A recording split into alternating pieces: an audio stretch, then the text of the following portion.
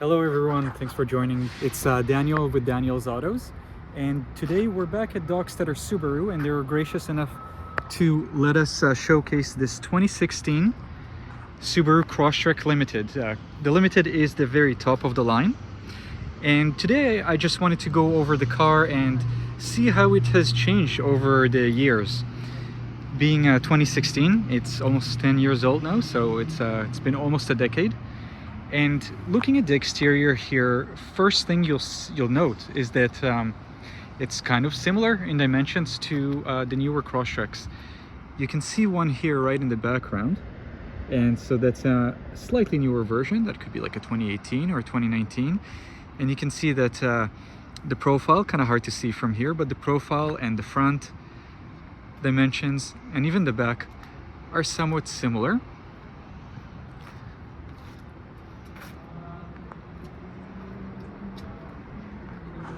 So it's been a hatchback based on the Impreza for a long time, ever since inception in 2013. And this, by the way, is still considered the first generation. So this went on from 2013 to 2017. Still retain the same ground clearance as the new one, so 8.7 inches of ground clearance, very nice and generous. It's only the Crosstrek Wilderness that would have a bit more. This one also has the hitch here, and it has some other accessories from the dealership when it was bought. So the rear bumper cover here, and probably the rubber mats on the inside, wheel locks that it's got. But otherwise, this is a stock Crosstrek. So it's in the crystal black. And here with the Limited, a few things to note is it's got the fog lights. So that's quite a basic feature nowadays, but at that time I think it was only on the mid trim level. And now here, take a look at the wheels. So these are 17-inch wheels. Back then in 2016, the top of the line got these 17-inch wheels and not the 18-inch wheels that they come now. So that's one difference. But you know, other than visual with that lower profile tire, it's not much of a difference there. Now, because it's the Limited, it's got some of those silver chrome accents, like right here on the door, and not all of them used to come with this key, the fob here.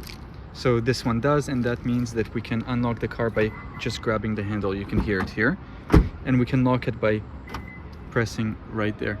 So that's of course very convenient, but was maybe not a top of the line feature. I believe they had it on some versions of the car, and may have had to do with EyeSight. So that's another thing that I wanted to show. This 2016 year, the EyeSight system was offered as an option. It was a $1,500 option and very worthwhile. So it came with the EyeSight system that does autonomous emergency braking, lane keep assist, and also the fob for getting in and out of the car using the handle to lock. Now, taking a look inside, we see here one really nice feature is just the leather that's here. Very nice real leather, at least on the sitting surfaces here. And it's got leather because it's the Limited, so it's the top of the line. You'll see here it's got the same sunroof as well, so similar size to the new ones. One thing you'll note on the inside is all the lights here on the inside are incandescent, or sorry, I believe they're not LEDs. That's what I'm trying to say. And same thing on this one here, whereas nowadays they're all LEDs. LEDs are quite a bit more power efficient, and they just last longer. They also output less heat, and they just look brighter. So that's one small feature that we may take for granted with the new ones. But otherwise, very nice here on the inside. Let's go ahead inside and turn it on. So it's push to start because it's got the key, and it's got climate control as well.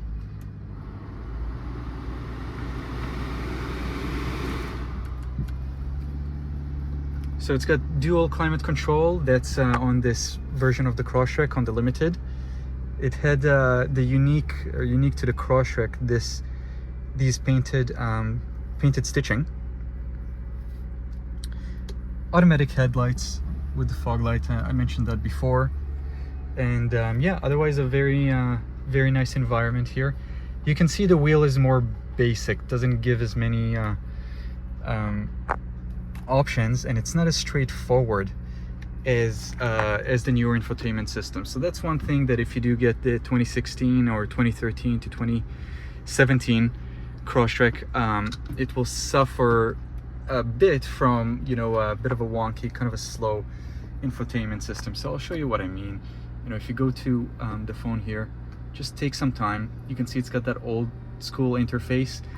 There is no Apple CarPlay or Android Auto in this one. You can see it still uses one of those old school maps.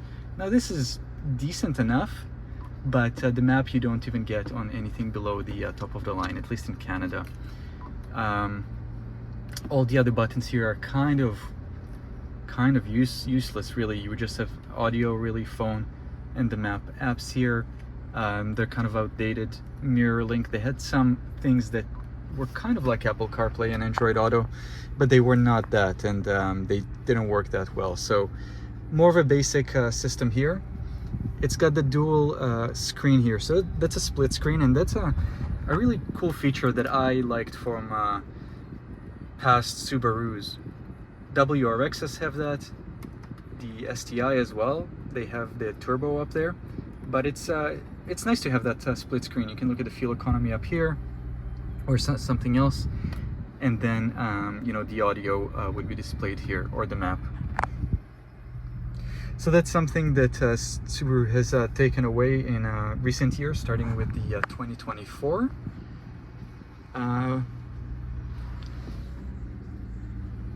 But nonetheless, a nice area inside.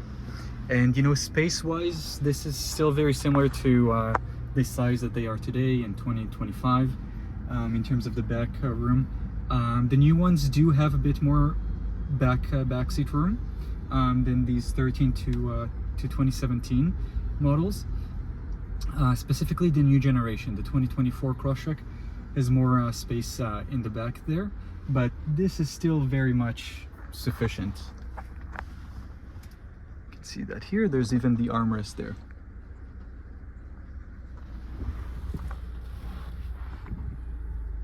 All right, so I'll turn it off here.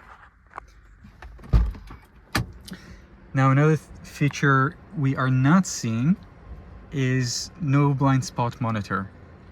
So as you can see, nothing here to you know, indicate the blind spot. So that's a feature that came on maybe a year or two later. Definitely with the 2018 Crosstreks, they already had it. So safety-wise, we do have the backup camera, but no blind spot monitor. You can see the backup camera right here. And the backup camera, it's not the greatest resolution, but it's fine. So you can see the back here. Whoever owned it before had the mats installed as well, so that's nice, the trunk mat. And I'll show you the back. Sorry, it's locked from over there, but I'll bring you over like this, and you can see it's nice, spacious enough, and which is the strong suit of the Crosstrek. A car that's more nimble, looks a little smaller on the outside. The dimensions are not big, but a very good use of space on the inside. You can see here, putting the seats down, so that one, the front one, just needs to go forward a bit, but otherwise it would go down nearly flat. At least, you know, there's a continuation here. There's not too much of a hump there, and yeah, really good use of space here in the Crosstrek.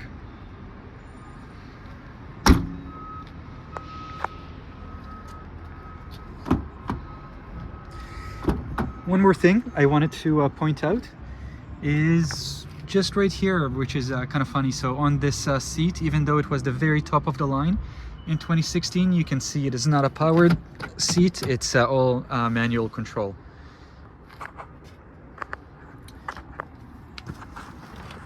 So those are a couple of the things here in 2016 that are different from the new Crosstreks, but overall, you know, it's still a gasoline engine, still that same all-wheel drive, that full-time all-wheel drive from Subaru.